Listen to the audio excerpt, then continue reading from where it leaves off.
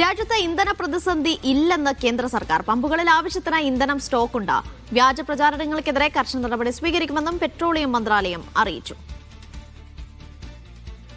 Rasheed bin Muhammad വിവരങ്ങൾ നൽകും. റഷീദ്, യുദ്ധം ഇപ്പോഴും തീർന്നിട്ടില്ല, ചർച്ചകൾ നടക്കുന്നേയുള്ളൂ. അതിനിടെയും പ്രതിസന്ധിയില്ലെന്ന് ആവർത്തിക്കുകയാണോ കേന്ദ്രം?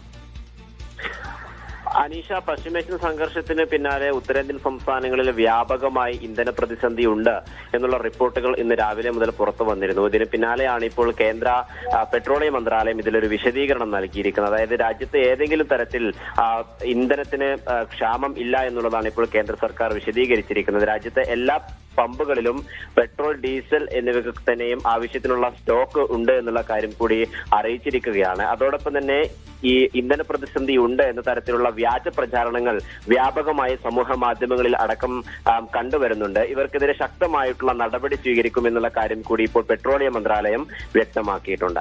അനീഷ്, ഉത്തരേന്ത്യൻ സംസ്ഥാനങ്ങളിലൊക്കെ ഇത്തരത്തിൽ പ്രതിസന്ധി നേരിടുന്നുണ്ട് എന്ന റിപ്പോർട്ടുകളൊക്കെ വരുന്നതിനിടയിലാണ് അങ്ങനെ ഒരു പ്രതിസന്ധിയിൽ ആവശ്യത്തിന് സ്റ്റോക്ക് ഉണ്ട് എന്ന് കേന്ദ്രം പറയുന്നത്. റഷീദാണ് വിവരങ്ങൾ നൽകിയത്.